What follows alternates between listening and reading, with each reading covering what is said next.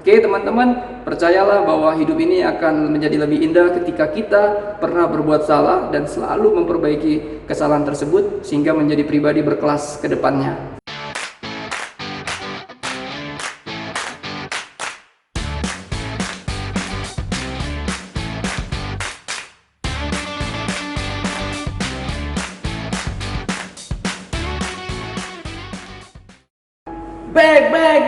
Back again. Hoa, teman-teman Slim semuanya, kembali lagi di Seven Production. Teman-teman, kali ini kita akan coba ngebahas tentang masalah magang atau on job training, atau ada sebagian kampus yang pakai istilah KKN, kuliah kerja nyata. Nah, ini pastinya akan dilewatin oleh seluruh mahasiswa dengan tujuan mereka mengaplikasikan apa yang mereka dapatkan di kelas teori pada saat masih di kampus. Dan ada bermacam-macam dari kampus yang biasanya menaruh kurikulum atau semester PKN ini, menaruh semester kuliah KKN ini di pertengahan, ada juga yang di akhir sekaligus untuk menyelesaikan yang mereka punya namanya tugas akhir atau proyek akhir ya. Namun teman-teman, yang menjadi masalah adalah ada begitu banyak nih mahasiswa-mahasiswa yang justru tidak disenangin sikapnya pada saat menjalankan program yang namanya KKN atau magang ini ya. Tidak disukai sama teman-temannya, tidak disukai sama teman-temannya, tidak disukai sama tempat magang atau orang-orang yang berada di tempat magang ya. Jadi ini akan kita bahas teman-teman. Semoga teman-teman yang memang mendengarkan video ini bukan menjadi bagian dari mahasiswa yang dibenci atau tidak disenangin pada saat magang. Oke teman-teman, namun sebelumnya berinvestasilah dengan menekan tombol subscribe, share, like, dan komennya. Jangan lupa juga untuk menekan tombol loncengnya untuk dapatkan updatean terbaru dari video-video di channel ini. Oke teman-teman, seperti apa pembahasannya? Check it out.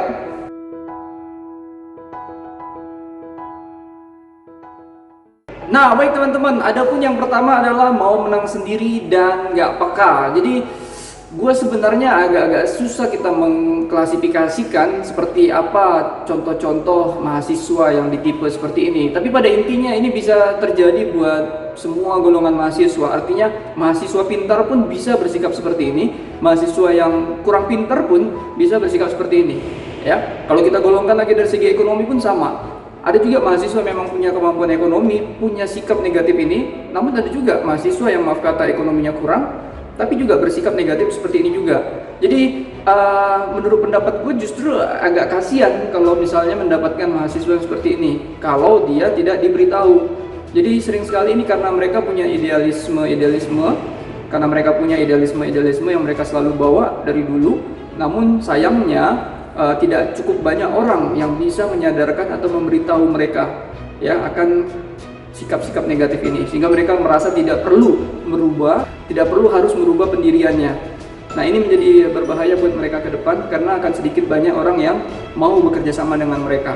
Nah ciri-ciri orang-orang yang bersikap negatif seperti ini biasanya salah satunya pemalas. Yang kedua, mereka ini sangat sulit untuk bisa membaur dengan masyarakat ya. Dan juga mereka yang paling parahnya adalah mereka lebih ingin dihargai, dipahamin daripada memahami orang lain atau lingkungan mereka. Ya, ini sebuah sikap yang sebenarnya bahaya. Jadi menurut pendapat gua, biasanya orang-orang yang seperti ini punya masalah dengan yang namanya dirinya sendiri. Jadi mereka bisa dikatakan sebenarnya tidak cukup jauh bergaulnya gitu ya. Tidak cukup jauh bergaul di sini artinya adalah sering sekali pengalaman mereka yang kurang ya.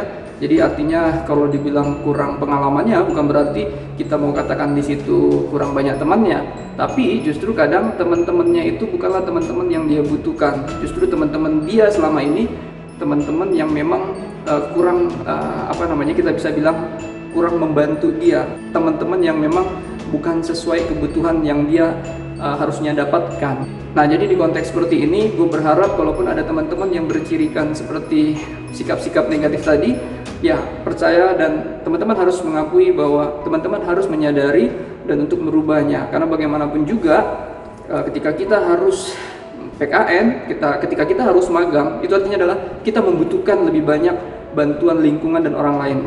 Yang artinya kalau kita memohon bantuan orang lain, ya tangan kita itu harusnya seperti ini, bukan seperti ini. Jadi artinya adalah kita harus lebih ya yang namanya mengertikan semua kondisi, kita yang harus rendah hati untuk mendekatkan diri kita dan meminta bantuan. Bukan justru kita yang memaksa orang untuk membantu kita, apalagi memaksa orang lain untuk mengerti karakter kita.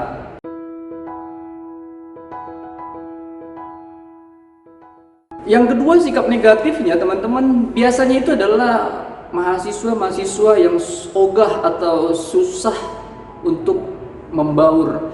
Jadi teman-teman, ada begitu banyak nih teman-teman mahasiswa yang merasa bahwa ketika dia harus magang, ya udah, gue melakukan apa yang menjadi job desk ya, yang kiranya bisa menjawab atau memenuhi tujuan atau tugas-tugas yang diberi kampus saja.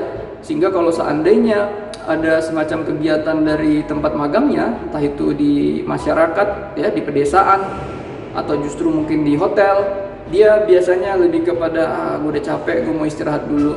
Dan itu juga bukan sebuah kewajiban, kenapa gue harus ikut. Jadi dia tidak merasa, tidak melihat setiap kegiatan yang berada di luar dari dia punya job desk itu sebagai sebuah pengalaman, sebagai sebuah hal yang nantinya dibutuhkan dia. Entah itu nantinya dia bisa dapat hal positif seperti menambah jaringan, atau misalnya dia menambah pengetahuannya, ya, atau misalnya juga menambah wawasan dia dalam berpikir. Ini dia tidak melihat karena dia ngerasa bahwa ya dia hidup untuk saat ini saja, dia tidak hidup untuk masa depan. Artinya belum cukup tersadarkan bahwa masa depan itu lebih penting dengan melakukan hal-hal positif di hari ini. Jadi apapun yang kamu cita-citakan ke depan itu tergantung dari apa yang kamu lakukan hari ini juga. Dan yang lebih parahnya dari sikap-sikap negatif mahasiswa yang seperti ini adalah, satu, dia menolak tradisi atau kebiasaan-kebiasaan ya, termasuk juga adat yang berlaku di masyarakat atau di lingkungannya ya pada saat magang tersebut. Jadi ini orang benar-benar sudah bisa dibilang dia antipati dengan semua kegiatan itu. Jadi dia pun ogah untuk membaur. Dengan dia ogah membaur, pastinya nih ada begitu banyak lingkungannya yang tidak menaruh respect pada dirinya ya, sehingga kita tidak mendoakan, tapi sering sekali orang-orang yang seperti ini pada akhirnya dia mendapatkan banyak, maaf kata, kesulitan-kesulitan, musibah-musibah ya. Jadi buat teman-teman mahasiswa, percayalah, ketika kamu harus berada di real life atau berada di lingkungan masyarakat, di tempat magang atau di hotel, kamu harus mengerti bahwa itulah sebenarnya kenyataan bahwa kamu harus membawa ilmu kamu tadi dengan semua kerendahan hati kamu untuk bisa dipraktekkan dalam kehidupan. Artinya di sini membantu kehidupan menjadi lebih baik ya. Jadi ilmu yang kita dapat di kampus itu seharusnya bisa membuat kehidupan di luar sana lebih mudah ya, lebih baik dan lebih banyak value atau nilai-nilai manfaatnya ya. Jadi jangan sampai kita tidak membaur, karena itu hanya menjauhkan kita dari yang namanya nilai-nilai kehidupan. Terlebih lagi pada akhirnya ilmu kita tidak akan pernah berguna sepintar apapun kita kalau kita tidak berusaha membantu masyarakat ya, untuk bisa mendapatkan kehidupan yang menjadi lebih baik ya.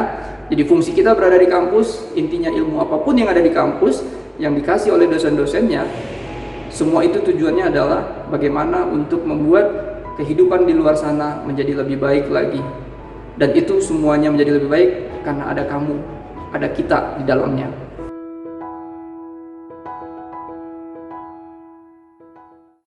Yang terakhir teman-teman mungkin sering mendapatkan ya, yang pastinya gue juga pernah punya pengalaman seperti ini, adalah kita mendapatkan teman-teman kita pada saat magang yang bersikap seperti seolah bos. Dia suka menyuruh saja kerjanya, suka perintah gitu ya. Nah, jadi orang-orang ini memang menjengkelkan, dan memang kita pastinya ogah untuk lama-lama dengan dia, terlebih lagi menghabiskan waktu untuk jalan-jalan ketika kita sedang tidak tugas. Dan orang-orang seperti ini memang pinginnya menang sendiri saja.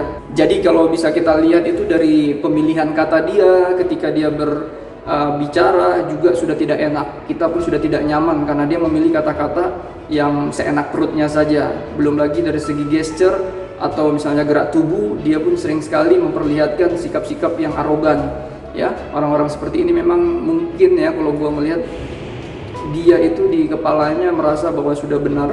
Dia merasa bahwa ya apa yang dia katakan, apa yang dia lakukan itu sudah yang semestinya.